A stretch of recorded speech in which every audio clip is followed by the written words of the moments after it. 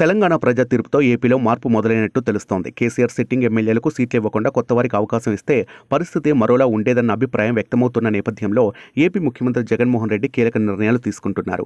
తిరిగి అధికారం నిలబెట్టుకోవడమే లక్ష్యంగా వ్యూహాలు రచిస్తున్నారు. పార్టీకి, కుటుంబానికి సన్నిహితంగా ఉన్న గెలిపే ప్రామాణికంగా అభ్యర్థులను ఎంపిక చేస్తున్నారు.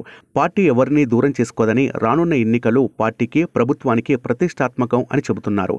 పార్టీ పెద్దలు అందువల్లే గెలుపు గుర్రాలకే టికెట్లు కేటాయిస్తామని చెబుతున్నారు. ఇందులో భాగంగా తాజాగా 11 నియోజకవర్గాలకు కొత్త ఇన్ఛార్జీలను ప్రకటించారు. దీంతో ఎమ్మెల్యేలు, మంత్రుల్లో టెన్షన్ వాతావరణం మొదలైంది.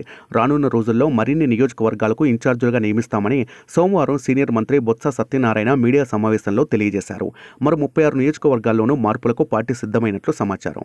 పార్టీ అభ్యర్థుల విషయంలో 2 ప్రతిపాదనలు పెట్టుకుంది. ఒకటి, అభ్యర్థుల నియోజకవర్గాలు మార్చడం, రెండోది కొత్త అభ్యర్థులను తెరమీదకు తీసుకురావడం.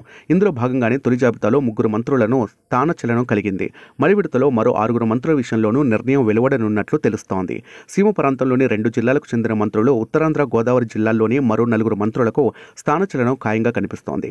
అదేవిధంగా సీనియర్ నేతలను కొన్ని చోట్ల మార్పు ఖాయమని చెబుతున్నారు. మరి ఈ తాజా పరిణామాలు పార్టీలో కొంతమేర కలవరం రేపుతున్నాయి. మన సీటు ఉంటుందా, ఊడుతుందా అంటూ ఎమ్మెల్యేలు, మంత్రులు ఆందోళనలో పడిపోయారు.